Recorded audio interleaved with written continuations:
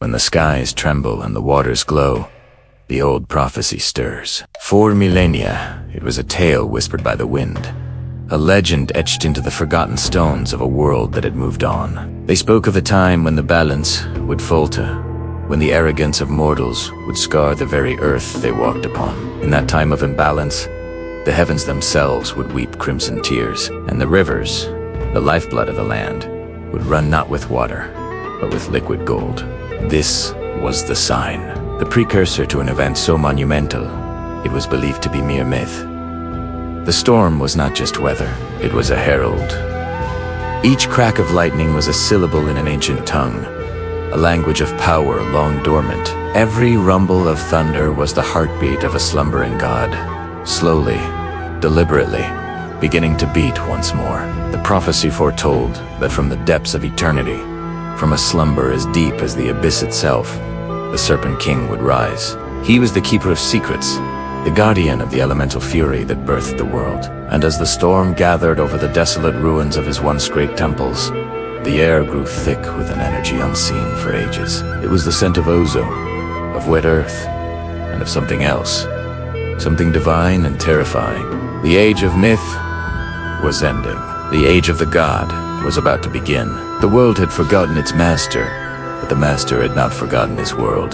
The signs appeared, subtle at first, then with undeniable force. On the muddy banks of sacred rivers, where children once played, intricate, serpentine patterns emerged overnight, etched into the soil as if by an unseen hand. They were the ancient marks of the Naga, symbols not seen since the dawn of history. Monks, cloistered in their mountain monasteries, awoke from shared nightmares, their faces pale with a primal fear. They spoke of a great shadow moving beneath the world, of a voice that echoed not in their ears, but in their very souls, speaking of renewal and retribution.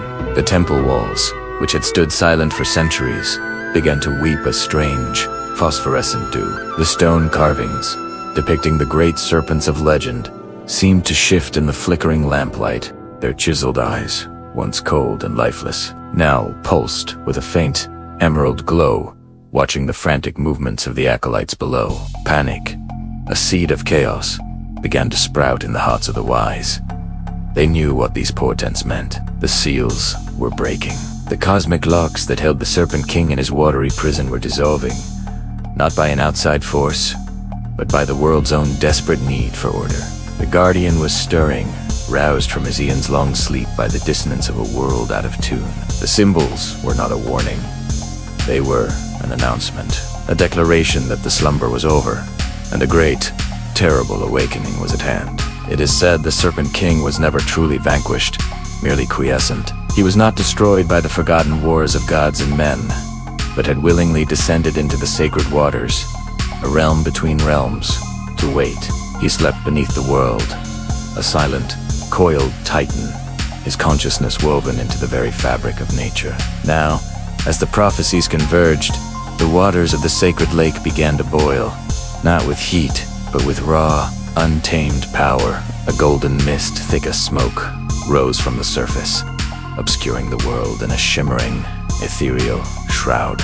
From the center of the swirling vortex, the water began to churn, spiraling upward against all laws of nature, forming a liquid pillar that reached for the storm-racked sky. And then, from within the mist and the maelstrom, he emerged. A head, larger than any mountain peak, surfaced from the depths. Scales of obsidian and emerald, each the size of a warrior's shield, shimmered with captured lightning. Water cascaded from his colossal form like 1,000 waterfalls. He was not a beast. He was a living embodiment of the earth's power. His eyes, two burning suns of molten gold, opened for the first time in an age, and in their gaze was the wisdom of creation and the cold fury of a forgotten god. He breathes again, and with that first, ancient breath, the world itself held its own. The Serpent King had returned. The world has forgotten its guardians. In their pursuit of progress, humanity had grown deaf to the whispers of the earth.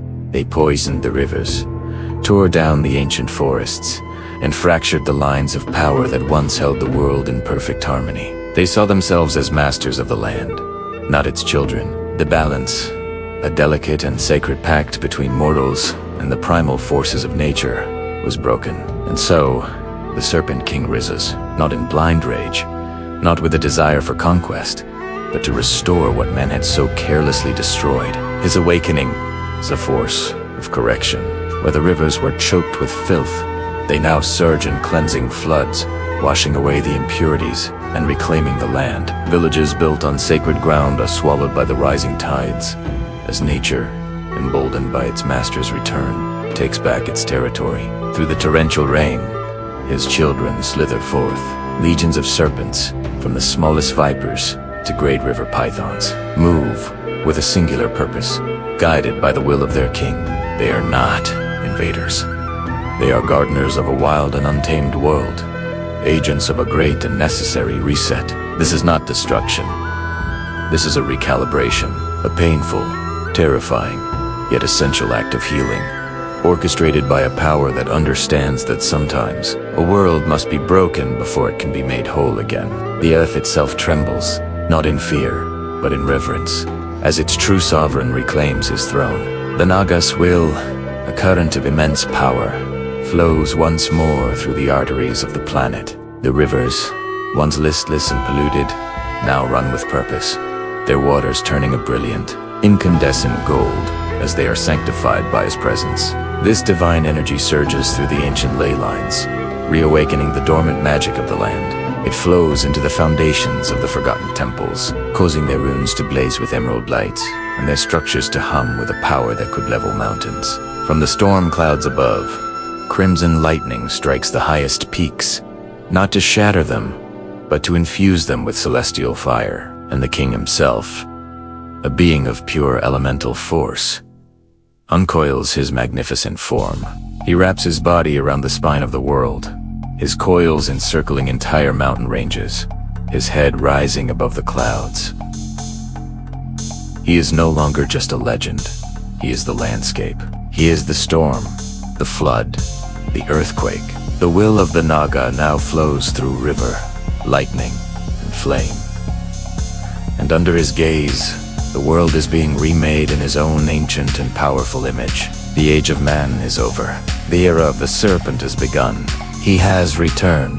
The storm rages, the waters churn, and in the heart of the tempest, a golden head rises from the clouds, a silhouette against the chaos. His eyes, glowing through the mist, are not filled with malice, but with a profound and eternal purpose. He did not come back to conquer the fleeting empires of mortals. He came to remind the world of a truth it had long forgotten. Gods never truly die, they only wait. They wait for the balance to shift. They wait for the world to remember. They wait for the moment they are needed once more. And now, that time has come. The king lives.